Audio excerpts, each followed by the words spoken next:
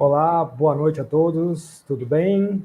Retornamos aqui às nossas atividades do canal e começamos com a série Checkmate. Nós tínhamos previsto terminar essa série com 4 capítulos, mas devido à grande audiência que essa série teve e a grande repercussão, né, inclusive com muitos e-mails, muitas chamadas, bastante comunicação também com o professor Luiz Vale, nós resolvemos retomar a série, inclusive trazendo os novos lances. É interessante que nesses últimos 15 dias muita coisa aconteceu e esse tabuleiro foi reposicionado aí com algumas peças-chave, inclusive que formularam praticamente quase um contra-ataque. Então, nada mais apropriado do que chamar esse primeiro episódio de retorno aqui, que seria o 5º da nossa série, como o contra-ataque. E o autor da série, professor Luiz Vale, está aqui presente para continuar as nossas apresentações, as nossas discussões. Boa noite, professor, como o senhor está?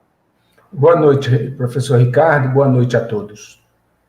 Ok, professor, puxa vida, muito obrigado por o senhor atender aqui a esse pedido, né? Lembrando que a repercussão foi tanta que o professor fez um canal, né? Ele fez um canal para fazer pequenas chamadas e ele ainda nos concedeu continuar a série Checkmate aqui no nosso canal. Depois nós vamos falar um pouquinho sobre isso.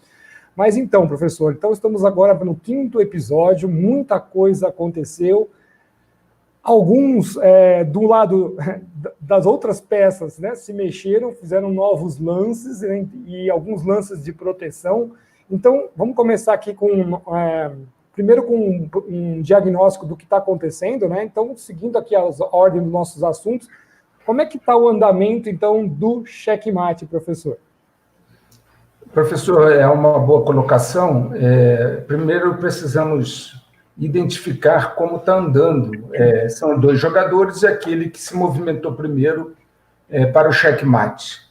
Uma coisa que a gente observou logo de cara é que, à medida que a pandemia, o catalisador, ele começou a arrefecer, começaram de novo a expandi-lo midiaticamente, e hoje se fala muito em aumentar o tempo de afastamento social entre as pessoas. Existe aí até na internet estudos de universidades dizendo que esse afastamento deveria durar até 2021, 2022, quer dizer, uma coisa assim estranha, né? Inusitada. Então, esse lockdown horizontal, total, ele naturalmente tem o objetivo, e já falamos disso, de paralisar a economia, porque eu paralisando a economia, eu crio as pré-condições para o checkmate global. Se você me permitir, eu vou identificar aqui uns 7, 8 pontos que vão diagnosticar essa evolução. A quebra da economia, né? Existem previsões, e tudo que eu disser aqui, depois eu posso botar os links para a consulta. Uma das coisas importantes é que vocês vejam as fontes da informação, e aí depois o professor Quereno passa todos os links, porque o que eu vou dizer não são coisas que vieram da minha mente, são coisas que eu li, né? Então, a quebra da economia. Hoje está se prevendo que os Estados Unidos possa terminar o ano com 4 trilhões de déficit, e que a dívida americana, que, se vocês lembrarem, era de 21 trilhões ano passado, passou para 23, estão prevendo que possa chegar a 28 trilhões até o final do ano, em função da pandemia. Então, vejam, aquela bolha da dívida que eu falei com os senhores e as senhoras, essa bolha da dívida, ela parece que não quer parar. Chegar a 28 trilhões com uma diminuição de PIB, lembre-se que o PIB americano esse ano deve se retrair. Então, a diferença, o gap entre o PIB e a dívida vai aumentar ainda mais, que era um gap de 21 para 23, vai aumentar para 28 trilhões e talvez o PIB americano fique em torno de 20, não sei. Então, a bolha da dívida só está fazendo crescer. Em paralelo, a China, no dia 28/4 desse ano, 28 de abril, o The Guardian publicou um material que depois na internet sofreu assim, alguns comentários adicionais, mas eu vou me ater apenas à reportagem do The Guardian. Tá? O The Guardian diz que a China está lançando uma moeda criptográfica, né? Uma criptomoeda, né? E que já agora em maio os salários dos funcionários, porque essa moeda vai ser lançada em 4 cidades chinesas, as 4 maiores cidades chinesas, lançada pelo governo chinês, o Banco Central chinês, lastreado na moeda deles, né? E que essa moeda, já agora em maio, vai servir para pagar os funcionários públicos. E eu vou ler, entre aspas, né, uma frase que está na reportagem do The Guardian, a reportagem do dia 28 de abril. Diz assim: uma moeda digital soberana fornece uma alternativa funcional ao sistema de liquidação do dólar e atenua o impacto de quaisquer sanções ou ameaças. Então, isso é o que está lá na reportagem do The Guardian, mostra que a China já evoluiu para tentar outros caminhos em termos de liquidação financeira. Além disso, nós temos o impacto da pandemia nos Estados Unidos. Eu não sei se as pessoas estão acompanhando as notícias dos Estados Unidos, está sendo algo assim realmente devastador. Eu vou dar um exemplo para os senhores quanto ao desemprego. Segundo alguns relatórios, em fevereiro, existiam 152 milhões de americanos trabalhando. Em fevereiro, 152 milhões de americanos trabalhavam. Só agora, 6 semanas depois, 30 milhões entraram com pedido de seguro-desemprego. Gente, 30 milhões de pessoas entraram com seguro-desemprego para uma força de trabalho de 152 milhões. Sendo que, nos estudos que eu li, eles dizem que em torno de 4, 5 pessoas para cada 10 nem entrou com pedido de desemprego porque os sites estavam super ativos e não conseguiam processar. Então, hoje se estima que não são só 30 milhões, 30,8 milhões. Isso aí é uma reportagem da CNN, que eu também posso depois passar o link. Então, se estima que não são só 30,8. Deve ter aí uma diferença de 40% a 50% para mais desse número, o que levaria esse número para 40, 45 milhões de pessoas numa força de trabalho de 152. Nós estamos falando, gente, de mais de 1/5 da força de trabalho desempregada em 6 semanas. Em 6 semanas. E se os senhores lembrarem que eu comentei aqui, né, várias vezes, que os consumidores americanos já estão endividados, imagina uma pessoa que já está endividada, fica desempregada, porque vai superar 1/5, isso aí, na verdade, deve estar se aproximando de 25% para mais. A pessoa já estava endividada, mostrei o endividamento das famílias americanas, ela fica desempregada e não consegue uma renda para saldar isso. Claro que aquelas hipotecas, aquelas dívidas, elas vão explodir.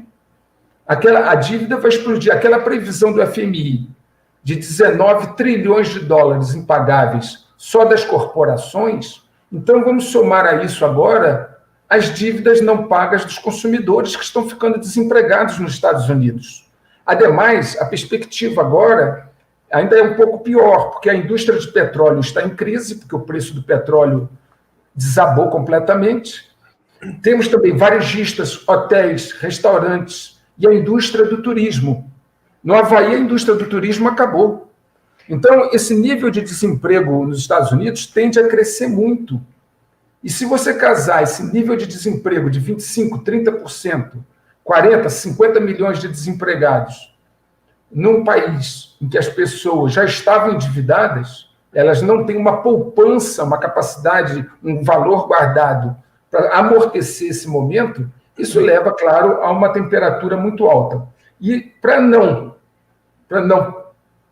piorar mais, porque os bancos querem que piore um pouco mais, os bancos privados estão restringindo o crédito. Então é o seguinte, você está desempregado, não tem poupança, está endividado e não consegue pegar mais dinheiro, porque os bancos privados estão restringindo o crédito nos Estados Unidos. Essa diferença de tratamento, de opinião entre os estados que nós temos aqui no Brasil, também se reflete nos Estados Unidos. O Trump, ele tem diferença de opinião com vários governadores americanos, a ponto de agora, na Bloomberg, ter sido noticiado agora há pouco tempo que a Califórnia se declarou um Estado-nação. O governador da Califórnia, Gavin Newsom, declarou que a Califórnia é um Estado-nação, que ela agora vai tratar da vida dela como quiser. Tem um senador estadual democrata da Califórnia que ele disse assim: o governo federal não é mais um parceiro confiável na prestação de serviços de saúde, no apoio a imigrantes, no apoio a pessoas LGBT, na proteção do meio ambiente. Por isso, precisamos seguir nosso próprio caminho.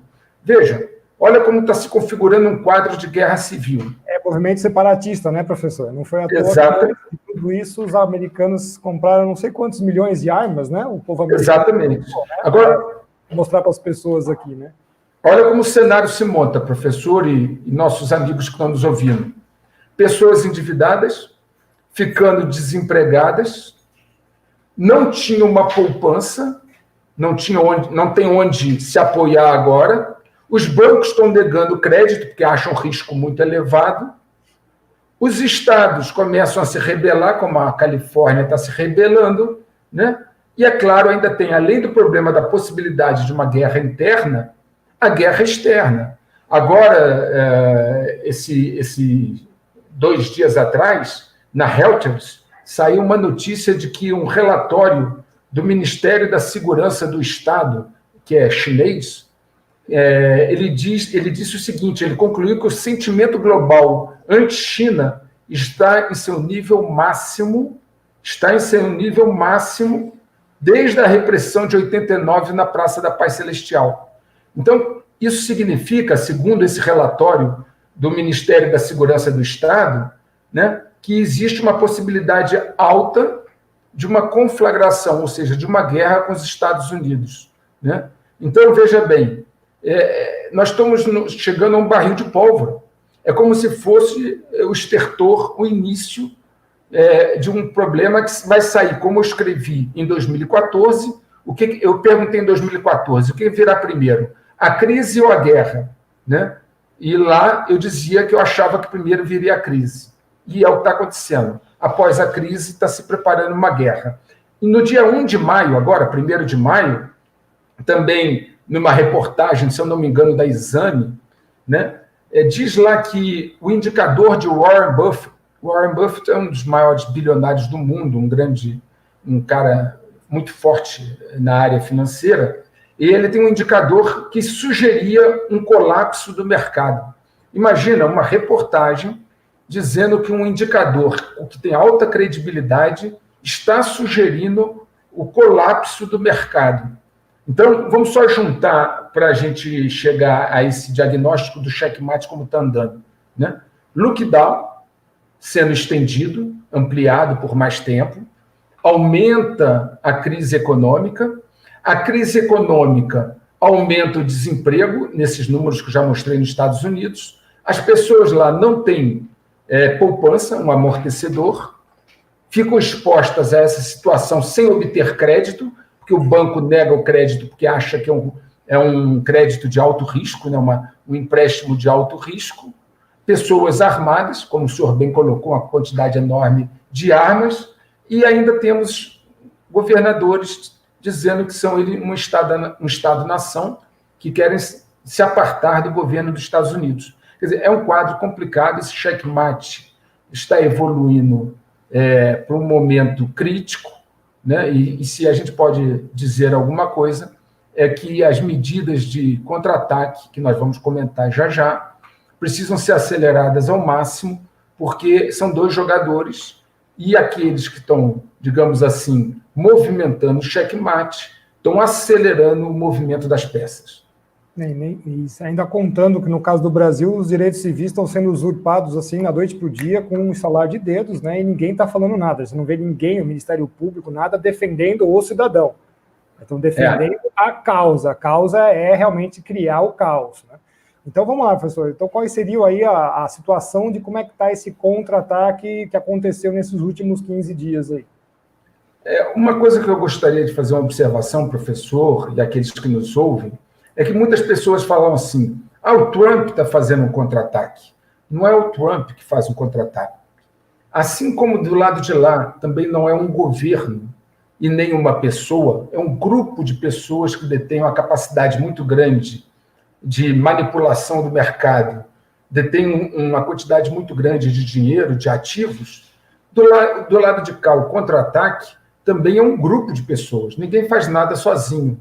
O Trump, digamos assim, é a peça mais exposta desse processo, mas não é ele, não é o governo americano, é um grupo de pessoas, certo? Em várias organizações, em vários setores, que se organizou para impedir ou tentar impedir o checkmate global. Veja só, vocês devem saber, depois também eu posso colocar o link, de uma operação chamada Defender Euro 20. Os Estados Unidos mandou para a Europa milhares de soldados, mais de 20 mil soldados, eu acho que eu comentei isso na outra live, e é muito interessante, se vocês entrarem no link da operação, que nesse momento de uma pandemia, dezenas de milhares de soldados americanos que se juntaram a outros soldados que já estavam na Europa e estão andando pela Europa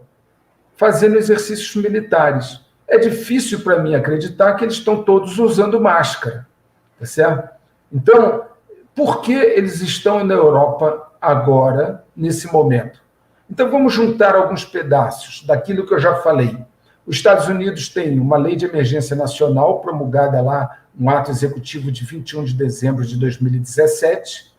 Ele tem a base legal constituída, até por esse próprio ato executivo que fala em graves violações de direitos humanos e corrupção, né? E manipulação de mercado é um ato corrupto, digamos assim, né? Eles têm os processos selados e eles têm a mobilização dos fuzileiros navais, quando Trump convocou 1 milhão de soldados. Então, ele mandou agora uma grande quantidade de soldados para a Europa que vão, a pretexto de uma operação militar, de um treinamento para defender a Europa, estão rodando a Europa inteira.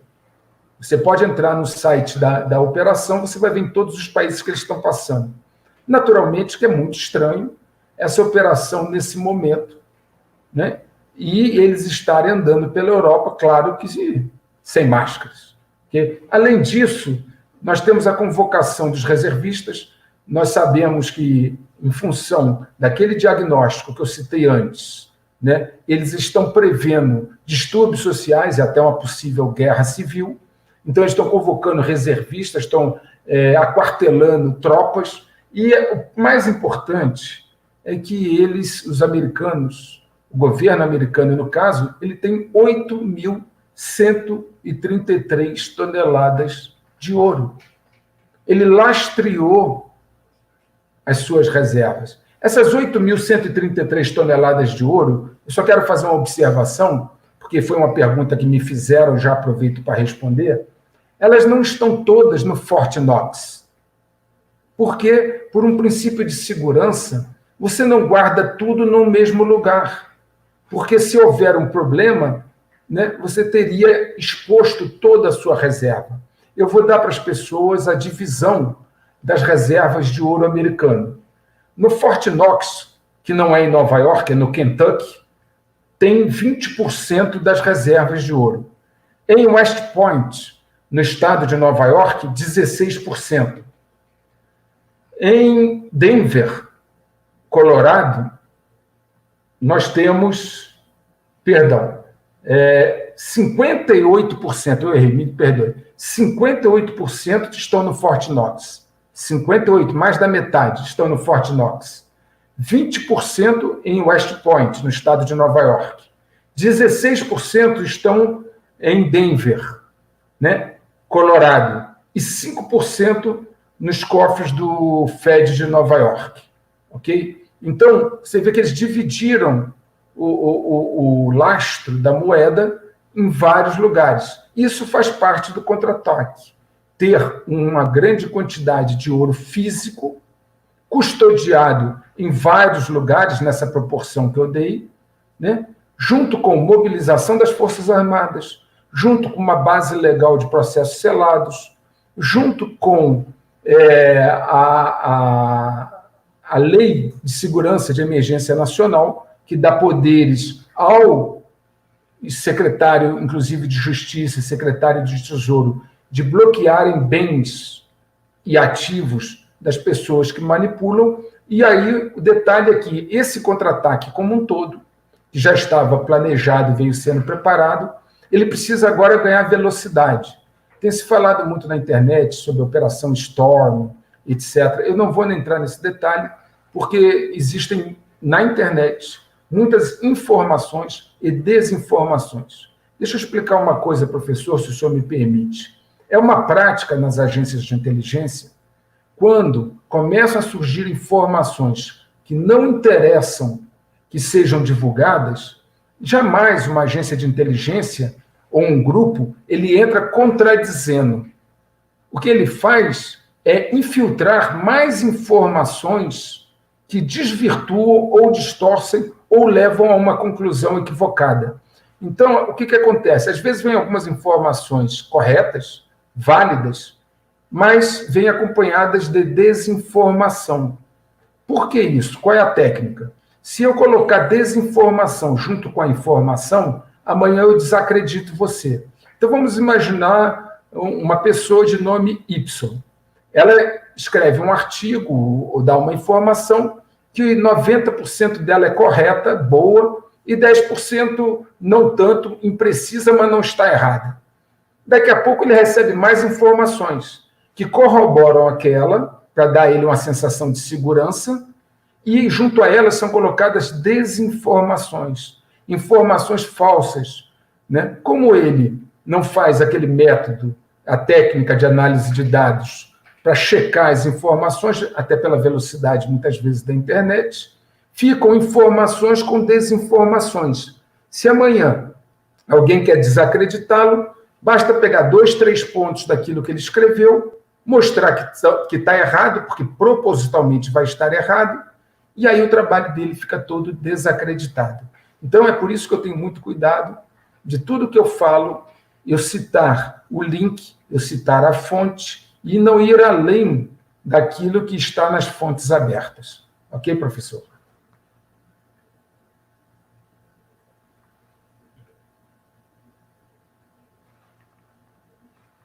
Professor, no Brasil, como é que está essa situação? Né? Já que nós falamos do checkmate global, falamos do contra-ataque, e como está a questão no Brasil? Eu vou fazer com vocês algumas ponderações rápidas aqui. Né? No Brasil, as crises constantes fecham os ouvidos das autoridades. O que eu quero dizer com isso? Está acontecendo um fenômeno no Brasil que é a produção de crises quase que diárias. Quando existe a produção de crises quase que diárias, o governo fica todo o tempo envolvido com essas crises. Não importa o nome da crise do dia, se é João, Maria, A, B, C, o poder tal, não importa. O problema é que, no momento em que uma equipe de governo se mobiliza para todo dia apagar um incêndio, ela se desgasta, perde o foco daquilo que é essencial e passa a maior parte do seu tempo trabalhando para apagar incêndios.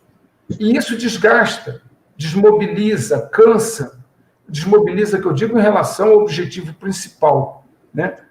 Com um país como o nosso, e aí eu vi um dos nossos ouvintes, telespectadores, colocar aqui, dividir para governar. Claro, dividir para governar, isso é antiquíssimo, tá certo? Hoje, no Brasil, acontece aquilo que está acontecendo nos Estados Unidos. Estados que se colocam contra a União, poderes que não se entendem, poderes que entram um na área do outro, que interferem na jurisdição um dos outros. Então, nós estamos num país que, no momento, está dividido, está conflagrado, está disfuncional, onde a linha de comando, a hierarquia, foi prejudicada. Dentro de um quadro desse, né, você tem poucas possibilidades de ter uma reação unificada. Porque, para que um país reaja, ele precisa ter unidade de comando. Olha só, eu vou falar uma coisa para vocês. No dia 11 de abril, saiu uma notícia que o Paulo Guedes, nosso ministro da Economia, sugeriu, durante uma conversa com senadores, usar as reservas internacionais para conter danos da pandemia. Olha, nossas reservas já não têm lastro. Você vai pegar essas reservas, ou uma parte delas, e vai usar para conter os danos da pandemia. Tá ok.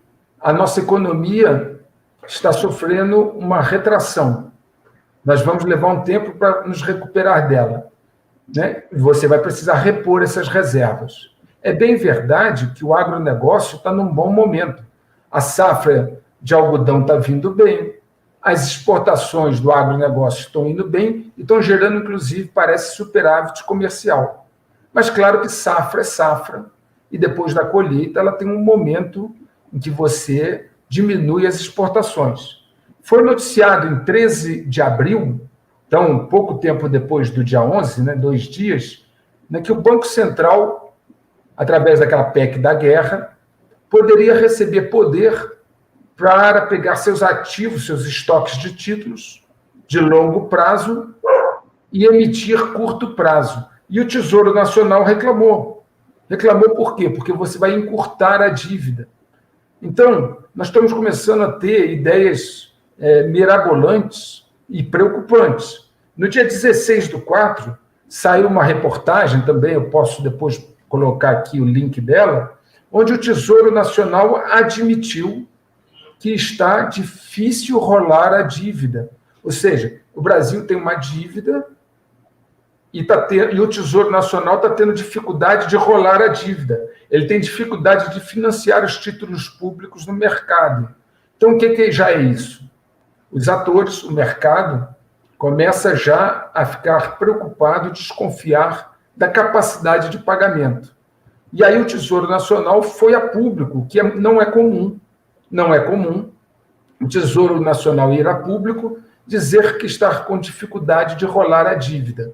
Ora, se você está com dificuldade de rolar a dívida e ainda, segundo a sugestão, vai usar as suas reservas para fazer face ao coronavírus, daqui a pouco você não consegue mais rolar a dívida e também não tem mais reservas.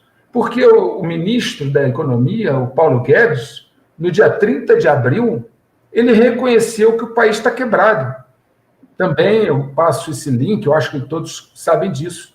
No dia 30 de abril, ele reconheceu que o país estava quebrado e que ele precisaria do capital privado para reerguer a economia.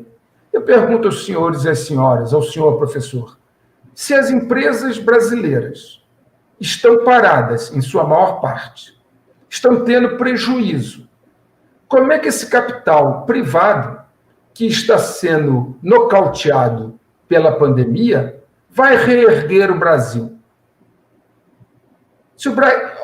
Olha que coisa aqui no Brasil. Tudo aquilo que eu falei, me perdoem, eu não quero ferir susceptibilidades, nem parecer uma pessoa convencida, mas olhem que, se você pegar minhas lives, tudo aquilo está acontecendo, né?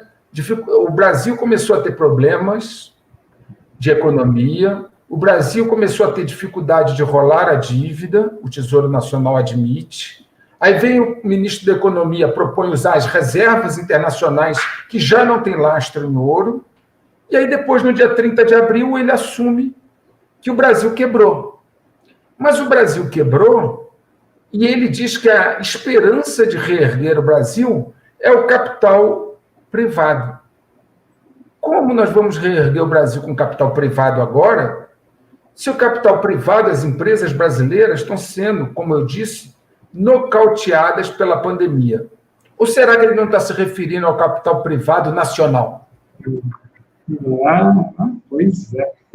Professor, eu preciso só fazer o Roberto dos Santos, agradeço aqui as suas duas contribuições. Ele falou: que loucura de análise é essa? Eu moro no Texas e você só está buscando estados altamente socialistas. Estamos retomando a economia, provavelmente no Texas também. Discorda do senhor, ele disse que as fontes são CNN, FED. Não, o senhor precisa assistir aos outros episódios, né? São muito mais fontes, né? O Texas, só uma observação, professor. Não é o governo americano, sim o mecanismo. A gente já falou disso também nas lives, né? Professor, só uma observação. O Texas é um estado conservador. Eu falei da Califórnia. Isso. Mas o senhor está usando exatamente um exemplo porque está noticiando isso, não é? Não é que está usando de exemplo. E é o estado mais rico dos Estados Unidos, né? É por isso que foi usado como exemplo, né? Exatamente. Mas, a gente tá, né, que o pessoal continua naquela coisa de escolha de esquerda, direita. Não, nós estamos fazendo uma análise de tudo, né? Não é simplesmente isso. O Leonardo Alcântara, também agradecendo aqui a sua contribuição, é crucial a atuação midiática internacional para a instauração de crise. Qual é o interesse dos órgãos de mídia com o checkmate global, além do econômico, né? Como relacionar esses agentes ao checkmate global? Exatamente, eles estão fazendo a propaganda, vendendo esse medo gigantesco, acho que do Covid também faz parte da história, né? Para legitimar as ações geopolíticas e geoestratégicas que vão sendo tomadas. Ao meu ver. Nós temos que lembrar, professor, como eu já comentei aqui, que as empresas de mídia são empresas. Elas têm um dono. E os donos das empresas de mídia, se vocês fizerem uma pesquisa, vocês vão descobrir que as empresas de mídia grandes do mundo pertencem a poucas pessoas e que, naturalmente, estão envolvidas nessa tentativa do checkmate global, como eu já expliquei num outro vídeo, né? Eu só queria fazer uma observação, só para não perder a questão do Brasil, professor, porque eu acabei de comentar que o nosso ministro Paulo Guedes falou em usar as nossas reservas internacionais. E também uma observação só, a live caiu, tá, pessoal? O professor, né, eu fiquei incomunicável com o professor, e graças a Deus o programa não eliminou. Eu tive que reestruturar o computador inteiro para voltar para cá, tá? Então, o senhor ficou falando aí sozinho um tempo, eu não sei aonde parou. Então, não, tranquilo. No Brasil, o senhor conseguiu já tocar, já? É só para eu me focar aqui nos meus pontos. Sim, eu acabei de falar do contra-ataque e fui já para o Brasil uma vez que deu esse pequeno problema. Porque realmente a live foi derrubada, tá, pessoal? Isso acontece, professor. Então, eu só queria fazer uma ponderação, professor, só recuperando aquele raciocínio. No momento em que o nosso país está dividido, no momento em que, economicamente, as nossas empresas estão fracas, no momento em que o Tesouro Nacional brasileiro admite que não consegue rolar a dívida, no momento em que o nosso ministro da Economia admite que o país quebrou. É incrível falar isso e as pessoas acharem isso assim, normal, dizer que o Brasil quebrou. No momento em que você sabe que nós não temos lastro das nossas reservas. E aí, o nosso ministro diz que espera que o capital privado recupere a economia. É como eu disse, qual capital se as empresas brasileiras estão nocauteadas? Mas tem um outro detalhe, antes de concluir isso, é que um senador do Rio Grande do Sul, que conhece o meu trabalho, ele questionou o nosso ministro da Economia, Paulo Guedes, durante uma sessão aberta, tá, televisionada pela TV Senado. Então, o que eu vou mostrar não é nada privado, é TV Senado, é público. E ele questionou o nosso ministro quanto ao lastro de ouro da moeda. Se o senhor me permitir, eu vou tentar passar aqui do celular, professor. Eu queria só que vocês atentassem para 3 momentos do vídeo que eu vou mostrar. O momento em que ele diz assim, o ministro Paulo Guedes, ele diz assim: a ideia de compra de ouro pelo Banco Central é uma ideia praticada nos bancos centrais do mundo inteiro. Ou seja, ele admite que todos os bancos centrais do mundo compram ouro, certo? Está implícito na colocação. Depois ele faz uma segunda afirmação. A liberdade de comprar, ele está se referindo ao ouro, a liberdade de comprar é assegurada a todos os bancos centrais do mundo. Logo, não existe nenhuma restrição para se comprar ouro. Então, ele assegura que existe essa liberdade de comprar ouro e que, na primeira afirmação, que é normal comprar ouro, os bancos centrais compram. E, no final, ele conclui sobre essa compra de ouro pelo Brasil. Eu vou tentar mostrar aqui, eu espero que fique bom, professor, eu não tenho muita prática com isso. Vou colocar em Zoom aqui só para o senhor. Já está disponível, fique à vontade. Já? Eu vou colocar aqui o senador falando. Só um minuto, por favor. Eu peço a vocês um pouquinho de paciência, que eu não sou tão craque quanto o professor nesse assunto. Ok? Primeira pergunta. Nós estamos vendo, eu recebi de um economista e até passei para o presidente do Banco Central, o mundo tem uma direção que estão diminuindo os títulos, a compra de dólar e usando esses nossos fundos internacionais e comprando ouro, as reservas em ouro e não em dólar. A gente viu os Estados Unidos hoje a maior reserva em ouro do mundo, mais de 8 mil toneladas. O Brasil é o 42º país em reservas em ouro. Se der um crepe na economia mundial, como é que fica o Brasil com esses mais de 300 bilhões de dólares de reservas? Nós tínhamos 380. Começamos com Fernando Henrique, Lula, Dilma, Michel e agora com Bolsonaro. Quase 400 bilhões de dólares de reserva. Se também não era interessante, se der um crepe mundial, nós ficarmos com essas reservas nicadas, essas reservas de dólar, se der uma queda com relação ao dólar. Senador Reins, que agradeço muito também o apoio de sempre. A ideia de compra de ouro pelo Banco Central é uma ideia praticada nos bancos centrais do mundo inteiro. Do ponto de vista técnico, estritamente técnico, o próprio Keynes dizia que o ouro é uma relíquia bárbara, quer dizer, isso é um resultado de sistemas monetários antigos, a moeda hoje é fiduciária, mas a liberdade de comprar é assegurada a todos os bancos centrais do mundo. Realmente o brasileiro não compra, não pode comprar.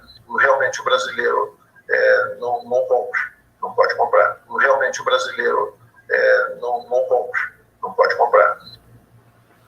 Então, eu me pergunto por que o brasileiro não compra, o Banco Central brasileiro não compra, não pode comprar. Essa é uma dúvida que eu fico, porque, volto a dizer, as três partes da resposta do ministro. A ideia de compra de ouro pelo Banco Central é uma ideia praticada nos bancos centrais do mundo inteiro. Então, é uma ideia que todos os bancos centrais fazem. Depois ele diz, a liberdade de comprar é assegurada a todos os bancos centrais do mundo. Ok, normal. Realmente o brasileiro não compra, não pode comprar. O que significa isso, professor? O que o senhor entende dessa última afirmação? Parece que tem uma ordem de que não pode comprar, porque se está dizendo que tem a liberdade de comprar e todos os outros bancos fizeram, inclusive para se garantir contra a quebra fiduciária da moeda, não entendi porque quem falou que o nosso não pode, mas tem uma ordem que não pode. Né? Eu coloquei o vídeo para vocês, isso aqui é da TV Senado, não há nada de errado. O senador Luiz Carlos Reins, do Rio Grande do Sul, se mostrou uma pessoa extremamente sensata, uma pessoa ponderada, questionou o ministro, e a resposta que nós tivemos é essa. O Banco Central brasileiro não compra, não pode comprar. Então, agora vamos acertar essas pontas. Ele propõe usar as reservas internacionais para mitigar os danos da pandemia. Ele diz que não pode comprar ouro, trocar as reservas em dólar, parte delas por ouro. Eu quero esclarecer uma coisa, comprar 2.000 toneladas de ouro, que é a média do que alguns países têm, nos custaria alguma coisa em torno de 120 bilhões, a grosso modo, 30% das nossas reservas, que nós faríamos a desdolarização, a troca desses ativos em dólar por ouro. Mas, segundo o ministro, não pode comprar.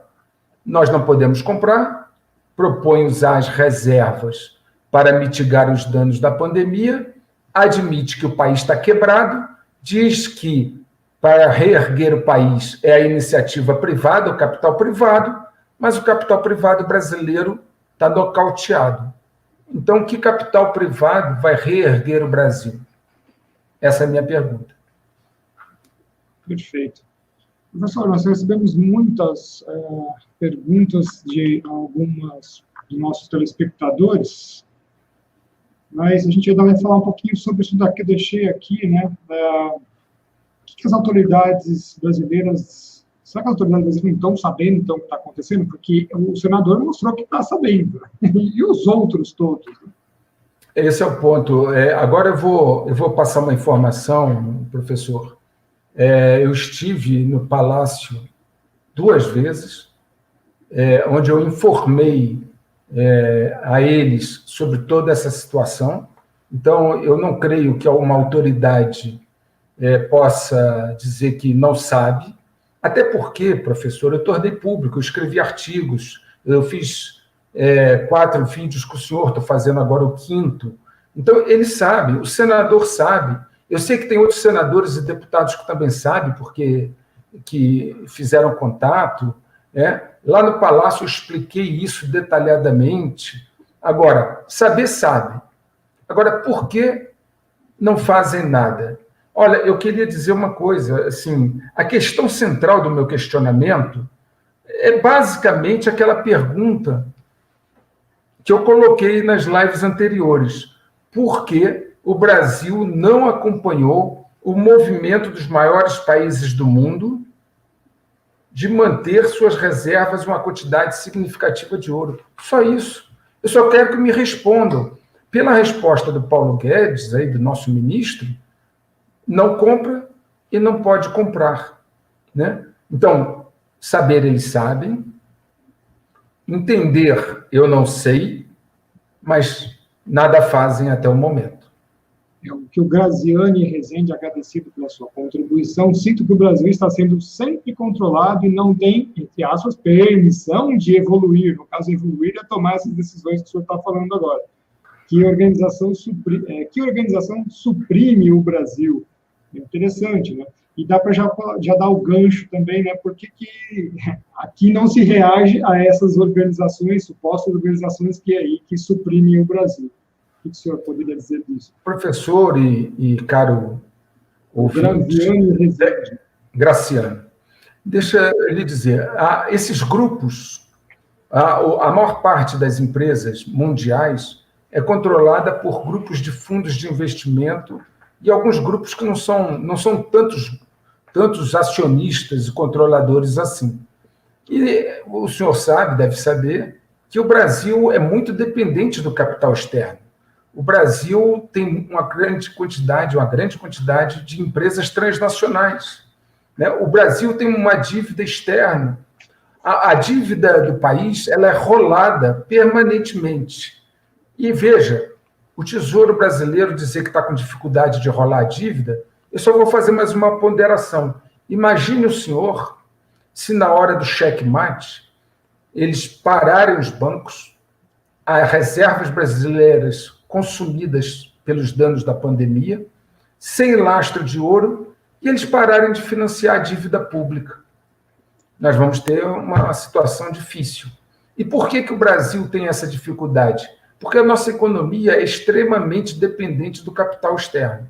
Extremamente dependente do capital externo. E mais, da década de 70 para cá, início da década de 80, o Brasil ainda passou por um processo de desnacionalização de uma boa parte da sua base industrial. Então, se naquela época ele já era dependente, hoje é muito mais. Aqueles que têm a minha idade, 54 anos ou mais, lembram que antigamente se divulgava 2 índices de desenvolvimento. O PIB, que é o Produto Interno Bruto, e o PNB, Produto Nacional Bruto. O PIB é tudo que é produzido dentro das suas fronteiras, não importa se é nacional ou não. O PNB é o que é produzido por empresas nacionais, independente de estar aqui ou em outro lugar. O PNB pararam de divulgar, só falam de PIB. Por quê? Porque o PIB não mostra para você se esse dinheiro é brasileiro ou não. Agora, o PNB, Produto Nacional Bruto, mostrava. E isso, claro, se fosse sendo divulgado, deixaria claro que o país passou por um processo de internacionalização. Então, não veja bem, vamos fazer uma análise fria. Eu já falei, eu não tenho essas questões de apego a doutrinas, nem ideologias, nem ismos de espécie alguma. Isso é fato. O Brasil hoje é muito dependente do capital externo e, naturalmente, na medida em que você é dependente, o nível de influência e a capacidade deles de influenciar o país aumenta muito. É isso mesmo. Gabi, obrigado. Eu tinha resetado o computador e tinha desconfigurado o som aqui. Acho que agora deve estar tudo ok, tá? Bom, professor, temos perguntas que chegaram por e-mail. Acho que podemos fazer algumas delas. Estamos com 45 minutos de live. Vou pedir para o senhor ser breve nas respostas, à medida do possível. João Antônio agradeceu o seu e-mail, né? Seria correto identificar que os grupos que estão disputando o controle mundial dessa crise são os metacapitalistas, globalistas versus os governos, ou também os governos estão aí já amarradinhos com a turminha? Nesse jogo de dois lados, não é que você pode falar que é governo contra, por exemplo, metacapitalistas. Do lado em que você diria que estão aqueles a favor da soberania nacional, aqueles a favor de países fortalecidos, né? Não são só governos, também existem organizações. E, do outro lado, existem aqueles que querem que o fluxo do capital seja volátil, porque isso os beneficia, porque eles detêm a maior parte dos ativos. Então, não é governo contra governo, são grupos de interesse, grupos de um lado e grupos do outro. Certo, também falou aqui, os grupos também estão subordinados ao mando do dividir para governar, né, como o senhor também já citou, né? Vamos lá, chances de vitória, na sua visão, continuam em 60% para os metacapitalistas globalistas? Eles estão na vantagem depois desses passos do contra-ataque? Eu acredito que eles ainda têm vantagem, professor. Aquilo que eu disse, o problema é a velocidade. O contra-ataque, por ser necessário que a maior parte das operações dele tenha um certo nível de confidencialidade, ele não repercute e as pessoas não o percebem, né? Então, ele precisa agora ganhar velocidade para ganhar publicidade e, assim, ele angariar mais adeptos e mais força. Tá. A sua sugestão de fazer a reserva em ouro é para que seja... qual for o vencedor. A pergunta que ele mandou está meio estranha aqui.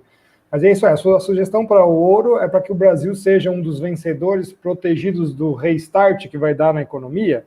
Essa é uma pergunta que ele está colocando.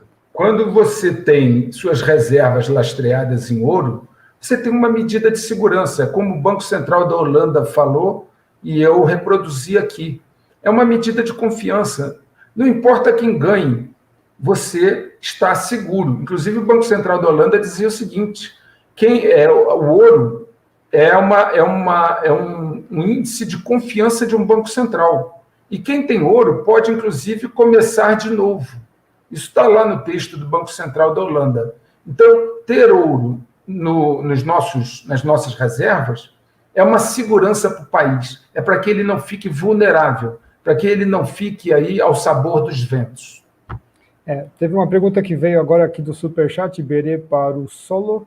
Professor, a alta recente do petróleo tem algo a ver com contra-ataque? Na verdade, teve uma flutuação muito grande para baixo, né? Não sei se é só correção, né? Houve uma flutuação muito grande para baixo, né, numa disputa entre a Rússia e a Arábia Saudita, e agora vamos dizer que ele está se recuperando, ele está recuperando uma parte disso. Agora, isso pode ser encarado como uma parte de uma reação, sim, modesta, mas sim. Por quê? Porque se o preço do petróleo permanecesse muito baixo, você leva a indústria do xisto nos Estados Unidos à falência. Porque os custos dela são muito elevados. Não é isso, professor? Exatamente. O craqueamento, aquelas coisas que eles estavam tentando mexer com isso, é bem complicado ainda. O que mais eu ia colocar? Existe algum desfecho que seria favorável ao Brasil? Né? Esse desfecho é provável? Sim. E eu ainda coloco na questão do nosso colega, por que a gente não está acelerando a nossa mineração de ouro, já que nós somos aquele imenso depósito amazônico de ouro? Professor, eu vou dizer a todos vocês, e eu falei isso já, se o governo brasileiro entendesse o tamanho do problema, né, e criasse um grupo de trabalho para lidar com isso, ele poderia, sem dúvida alguma, ter uma reação a tempo. Veja bem, se você tem um corpo inteiro do governo dedicado todos os dias a apagar incêndio e a ficar contornando crise, você não tem um grupo de mais preparado pensando esse tipo de coisa. Então, nós precisaríamos ter um grupo trabalhando medidas, um plano de ação para mitigar esses danos, né, e minimizar esses riscos. Tem jeito? Tem sim. Tem como fazer? Tem como fazer. São medidas simples? Não, não são.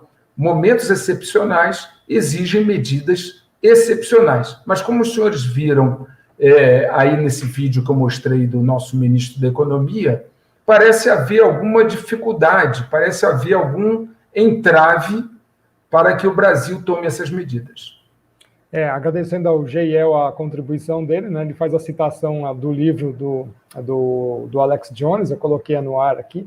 Tem uma outra que foi do Diego, né, então seria mais prudente hoje comprar ouro em detrimento de ter caixa e pagar a dívida externa. Ele faz essa pergunta, né?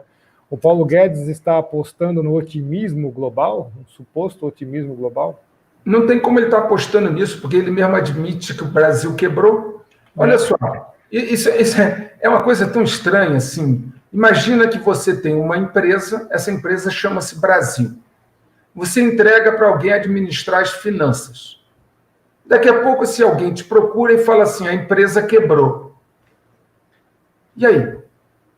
A empresa quebrou? Ué, mas por que você não protegeu a moeda? Por que você não protegeu as reservas? Por que você não fez nada para evitar essa quebra? Ou até porque você não me diz qual é o problema que precisa ser resolvido para a gente evitar isso. Quer dizer, não é normal um ministro virar para uma nação e dizer que o país quebrou. Em outros lugares, se isso ocorresse, o ministro já não estaria no lugar, né? Não pode quebrar, simplesmente quebrar. O papel deles é proteger-nos, proteger a nossa economia. E isso deveria ter sido feito. Há algum entrave? Há alguma dificuldade? Não pode comprar ouro? Não pode. Por quê? Não é legislação. O que é que impede? Exatamente. Essa é a questão. Então, há várias perguntas, inclusive do Julival, ele fala, o que o senhor acha do Bitcoin? Né?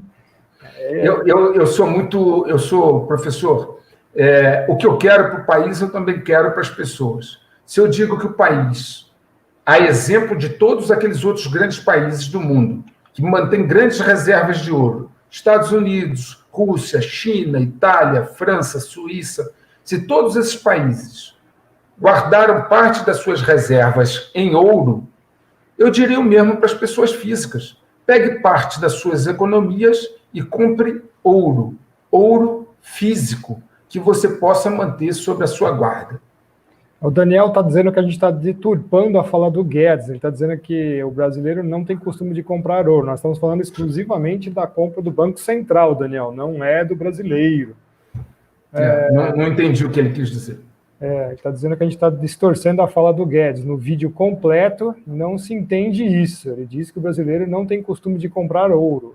O Paulo Guedes está respondendo uma pergunta do senador, e o senador pergunta sobre compra de ouro para o Banco Central. Exatamente. Inclusive, o senador cita as reservas do Banco Central americano. Tem nada a ver com isso que está sendo colocado. Exatamente, o senhor tem que dar uma assistida lá no vídeo e a gente retoma o vídeo aqui que a gente fez o recorte específico da pergunta do Banco Central.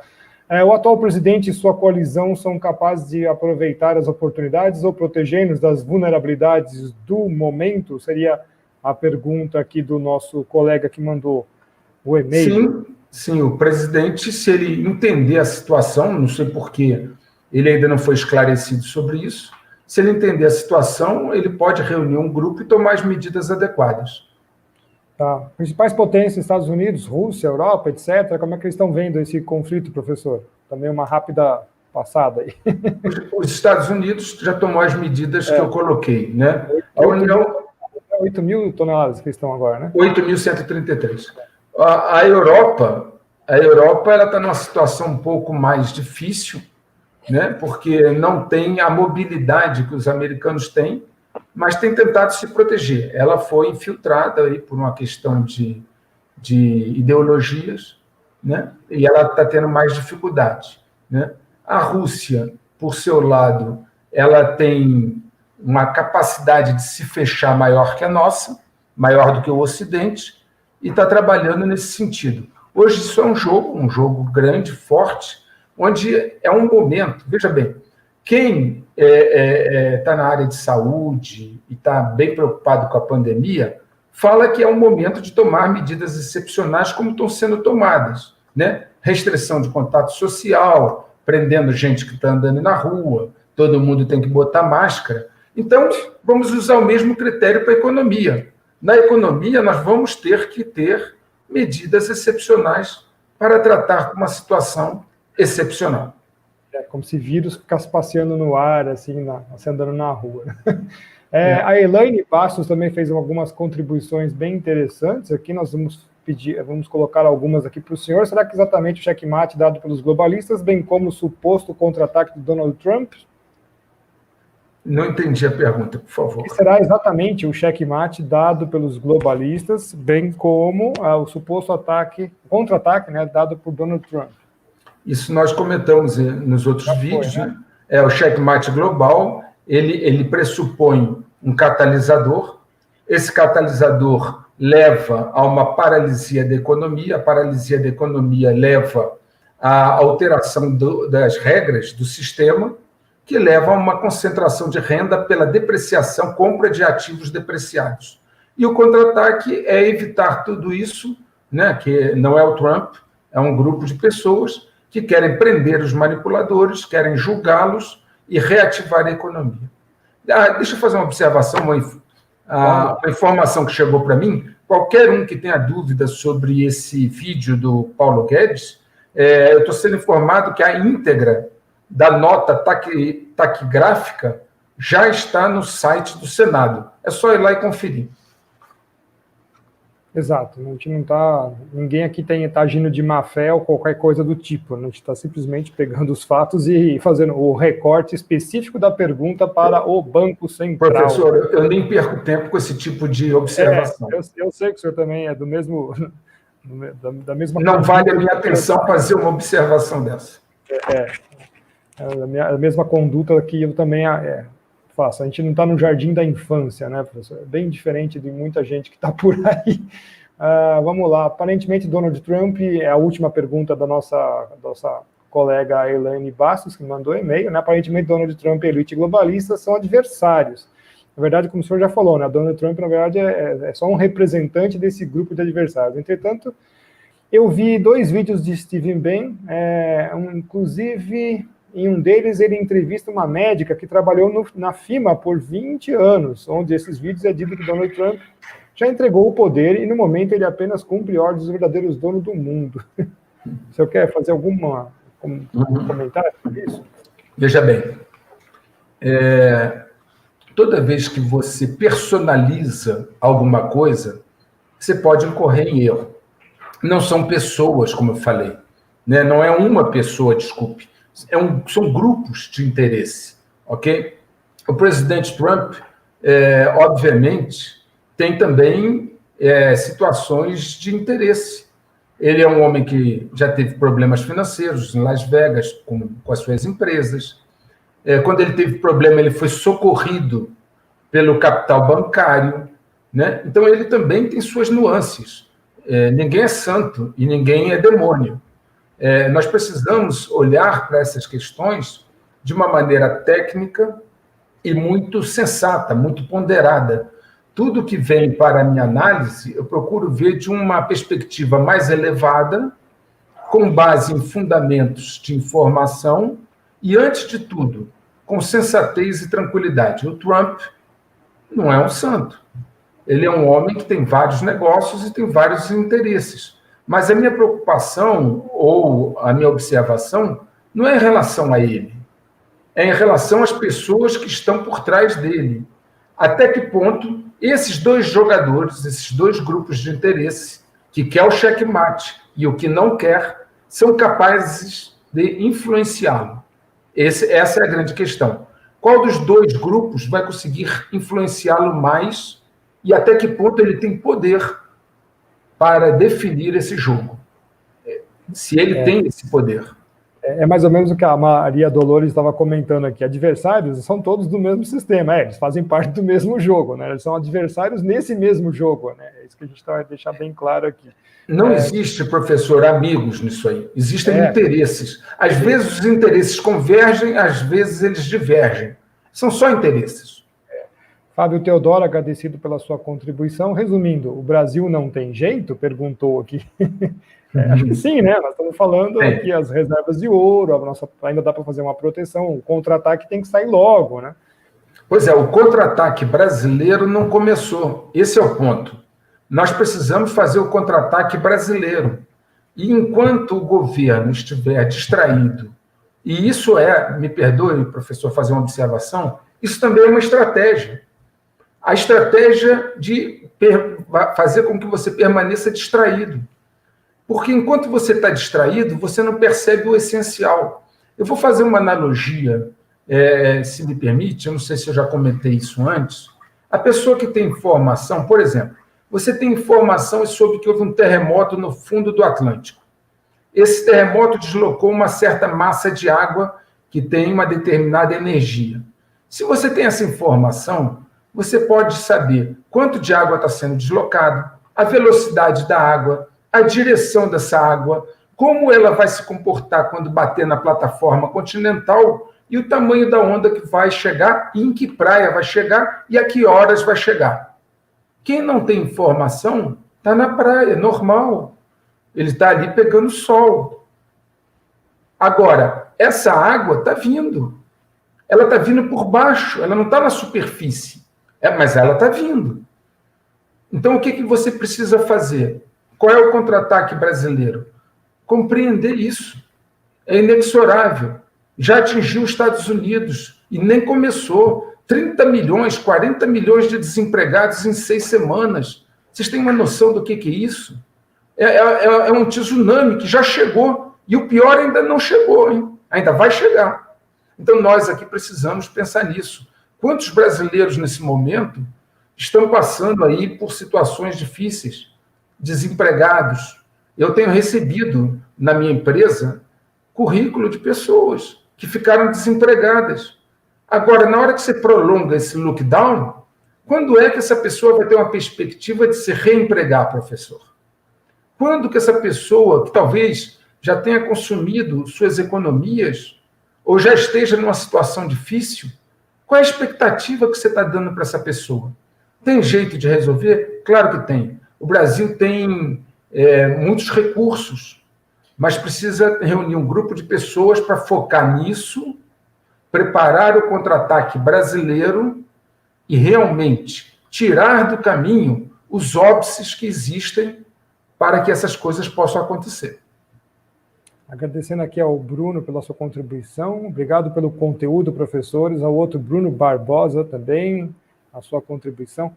Pois é, né, professor? Então, quando a gente está falando desse negócio do dinheiro do lastro, né, é exatamente para que a nossa moeda tenha algum valor na negociata internacional, caso haja um reset. Não é uma perda de dinheiro trocar ativos de uma moeda fiduciária que pode subir a qualquer momento pelo ouro, né?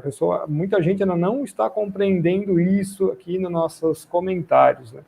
Deixa eu fazer só uma observação, então, para deixar isso bem claro. O que nós estamos falando, e que todos os outros países fizeram, é pegar uma parte das suas reservas, uma parte delas, que estava em dólar, títulos denominados em dólar, pegou uma parte dessas reservas e trocou por ouro.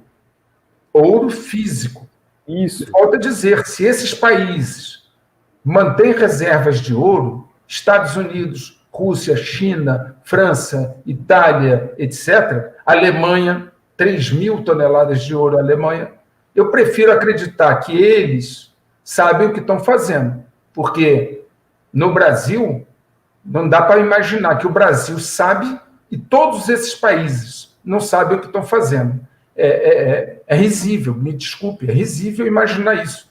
É um excesso de vaidade, é um excesso de miopia pensar que Estados Unidos, Rússia, China, Alemanha, França, Itália estão todos errados e o Brasil é o único que está certo. É meio estranho, pelo menos é estranho. Essa daqui do senhor Marcelo Brilhante, vale a pena até a gente colocar aqui no ar, né? Nós somos os maiores produtores de ouro e para onde está indo o metal, né? É teletransporte da Enterprise. Né? Marcelo, muito boa colocação. Nós sabemos, nós tivemos uma serra inteira, chamada Serra Pelada, uma serra inteira de ouro, que hoje desapareceu. Dizem que ainda tem ouro lá, de tanto ouro que tinha, mas a maior parte dela desapareceu, e eu lhe garanto que esse ouro não está nas nossas reservas. Ficou a serra depenada, né, professor? Diego França, o Brasil é autossuficiente praticamente em tudo? Dá para viver sem importação? Se você tivesse uma boa estratégia de longo prazo, pelo menos na minha opinião, sim. Né? Mas com o processo de desindustrialização dos anos 70 para cá, né? Lembre-se, nos anos 70 a China não era nada, o Brasil era uma potência industrial em grande ascensão. Hoje é o que nós somos hoje. O senhor quer comentar alguma coisa do senhor Diego França? Agradecido pela contribuição. Sim, nós durante a década de 70 tivemos uma política de substituição de importação, né? E o que se almejava era chegar a mais próximo da autossuficiência, né? Depois, na década de 80, isso se desfez e ocorreu o inverso. O Brasil se tornou mais dependente. Uma observação que eu gostaria de fazer aos senhores é o seguinte: eu vejo falar muito de China. Ok. A pergunta que eu faço aos senhores é o seguinte: na década de 70, a China não era significativa em termos de economia. Quem fez a China ser o que é? Quem botou dinheiro na China? Quem transferiu as fábricas para a China? Quem transferiu tecnologia para a China? Gente, quem criou a China, esse monstro, se é que se pode dizer isso, foi o Ocidente. Foi o Ocidente que transferiu capital, foi o Ocidente que transferiu tecnologia, foi o Ocidente que transferiu o seu parque fabril, as suas cadeias de suprimentos, a ponto dos Estados Unidos agora, né? Eles reclamarem, eu comentei isso no outro vídeo, de que até material médico eles estão tendo que comprar da China. Quem fez a China? Foi o Ocidente. Fez por quê? Quem foram esses grupos que investiram e fizeram da China o que ela é? Qual o interesse? Qual o objetivo? Pensa nisso. Exato. Uma coisa também que foi recorrente nas perguntas, professor, e eu gostaria de voltar a esse assunto também do nióbio e grafeno, inclusive a Maria Dolores está relembrando aqui.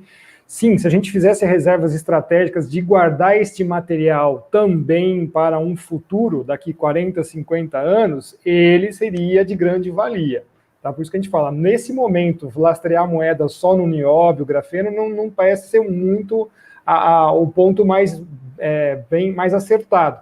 Mas fazer reservas estratégicas desses minerais, já em forma mesmo de metal, é uma estratégia de longo prazo muito boa, muito pensando, né, em geopolítica internacional, que depois você vai ter uma necessidade disso fabril, você ter as suas reservas aqui, porque o que o pessoal está fazendo de comprar esses minerais é fazer as reservas estratégicas no país deles, montanhas, eles compram muito mais do que eles usam, né? Acho que vale a pena comentar isso também, né, professor? Sim, eu já comentei as características que algo precisa para ser lastro de moeda, né? Já comentei que tem que ser quantificável, tem que estar sob custódia. É diferente de reservas estratégicas de minerais. Lastro de moeda tem características diferentes. Agora, sem dúvida, professor, é necessário você ter reservas estratégicas. Não sei se eu já comentei aqui, os Estados Unidos ele tem reservas estratégicas de petróleo no Alasca. Para caso de um conflito, ele não tem um problema de ter suas rotas de suprimento de petróleo cortadas pelo inimigo.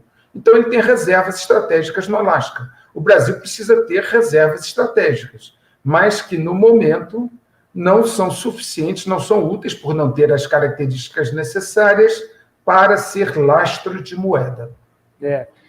Mas industrialmente a gente pode pensar nisso realmente como uma estratégia de longo prazo. Eu também sou partidário dessa dessa tomada de decisão. Bruno Barbosa também, mais uma vez, aqui ajudando a gente, prezado professor, com a Lockheed Martin, faz parte das empresas controladas pelas grandes players, né? Ele colocou a Vanguard, a Above the Rock, a State Street, né? O que podemos esperar como retaliação desse processo, desse povo, né? Ele colocou o povo aí, seria desse grupo. Gente, é uma lei da física, né? A toda ação cabe uma reação de mesma direção e sentido contrário. Se nós fizermos um contra-ataque, claro que vai haver uma reação. Agora eu pergunto, ficar com medo da reação é motivo para não fazer um contra-ataque e não nos protegermos? Eu acredito que não. É necessário sentar, né? E volto a dizer mais uma coisa. Os estrategistas, as pessoas, precisam entender como o jogador do lado de lá pensa. Não é simplesmente querer traçar uma estratégia com base naquilo que você aprendeu na academia. Né? Você precisa ter a vivência do mercado financeiro internacional. Você precisa entender como eles pensam, qual é o seu modus operandi, quais são os seus objetivos. E aí sim, conhecendo o inimigo, você pode traçar uma linha de defesa. Mas, lembrando que o jogo tem 2 jogadores. E você precisa lembrar que vai haver uma reação.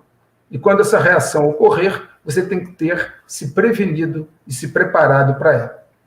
Isso que não é à toa que chama-se um jogo de xadrez. Nós estamos fazendo alusão ao jogo de xadrez porque você tem que enxergar vários lances à frente, né? Todas as possibilidades, que é bem diferente. Os cenários geopolíticos que a gente constrói e para posições geoestratégicas são bem diferentes, embora tenham toda uma complexidade de outras coisas, como o cenário climático, o cenário de pandemia e tudo mais. Exatamente, professor, acho que a minha opinião acho que deve ser parecida com a do senhor. Nós passamos uma síndrome de um outro vírus, é o chamado Covarde-20, né? Não é o Covid-19, é o Covarde-20, porque todo mundo fica com medinho do que tem que fazer, né? Então, estão ditando regras, leis em cima da gente e tudo mais, tirando nossos direitos civis, mexendo com a economia do país, destruindo a economia do país, e ninguém está fazendo absolutamente nada. Lembrando, né, professor, a gente faz cenários sempre aqui otimistas, tentando arrumar uma saída, mas também sabemos quais são os cenários terríveis que podem acontecer. E eu acho que vale a pena passar esse recado para as forças de segurança estaduais, polícias, militares, corpos de bombeiro, guardas civis, que eles vão ter que optar nesse momento para que lado eles vão querer ser também, para que lado eles vão jogar. Porque corre-se o risco de ou ser agentes de proteção do povo ou uma Gestapo. Nós estamos passando por um momento bastante complicado também, né, professor? Tudo isso, professor, é proporcional ao esclarecimento de cada um. É por isso que é fundamental a educação, né? A educação, ela mantém o discernimento das pessoas e a capacidade de avaliar uma situação.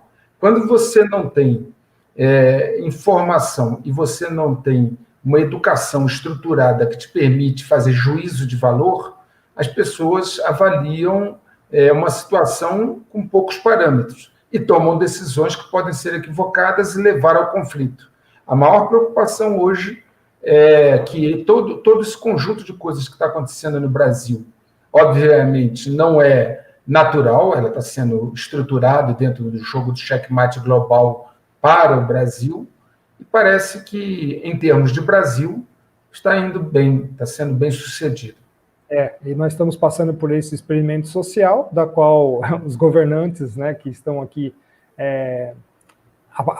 apoiados nessa situação toda, estão tomando as suas decisões, vendo que não há reação e, portanto, futuramente coisas muito piores podem acontecer. Então, nosso conselho aqui, sempre fazendo essas análises, é mostrar um pouquinho isso. Diego França, como podemos ter acesso ao ouro físico, existem diversas lojas que vendem ouro barra, ouro físico certificado, tá? Isso é muito fácil de achar aqui no Brasil.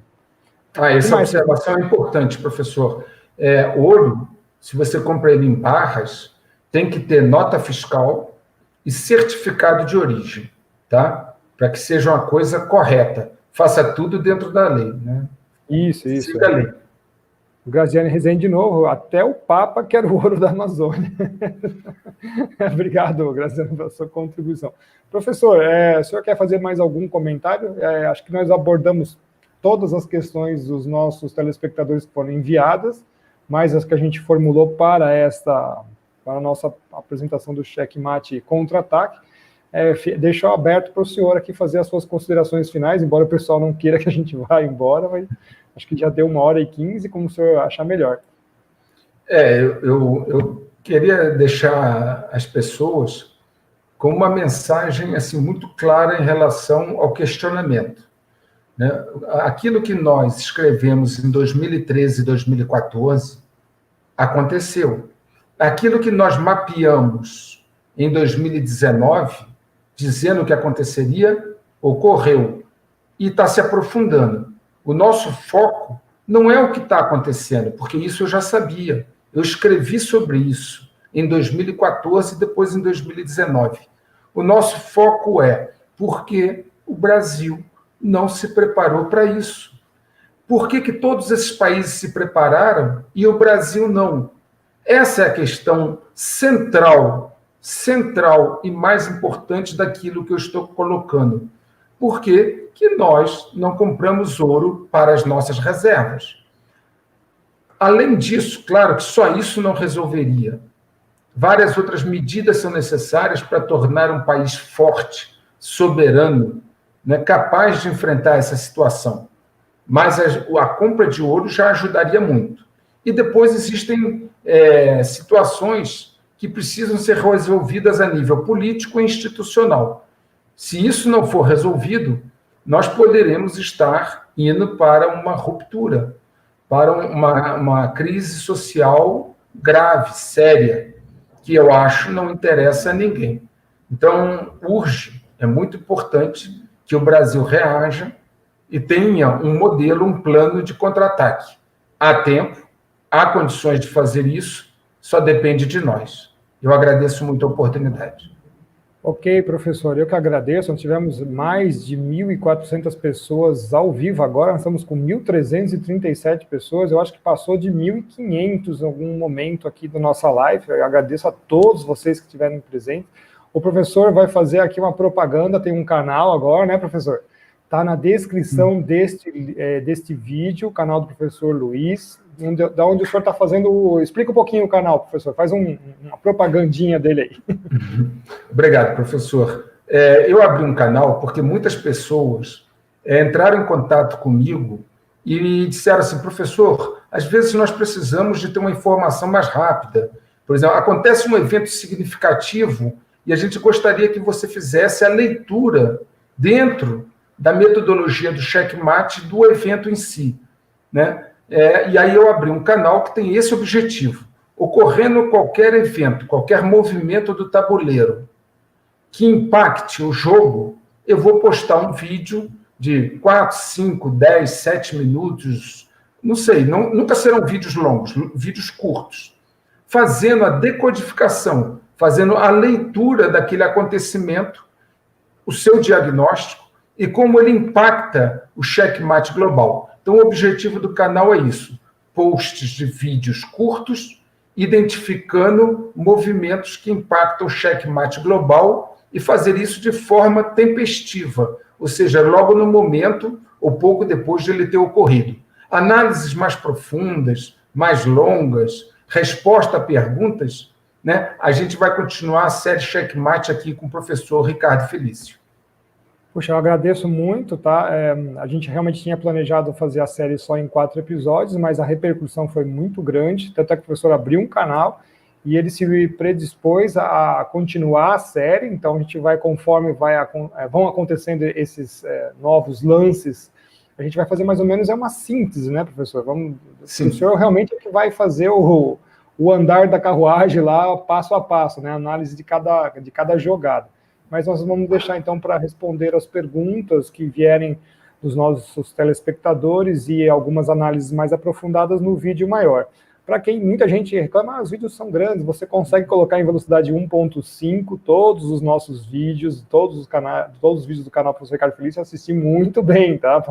Não tem nenhum problema, não. Bom, agradeço a todos que estiveram aqui presentes pelas suas contribuições. O nosso público ele é de alto nível, eu agradeço muito mesmo. São muitas perguntas, são muitas coisas importantes ditas, a gente não consegue pegar todas, eu tento fazer o máximo possível aqui, me desculpem se alguma delas passou, tá? Mas estamos aqui para ajudá-los. Então, uma boa noite a todos, então fiquem com Deus aí até a nossa próxima entrevista, e nós temos mais novidades aí para essa semana. Um grande abraço, fiquem todos com Deus, boa noite.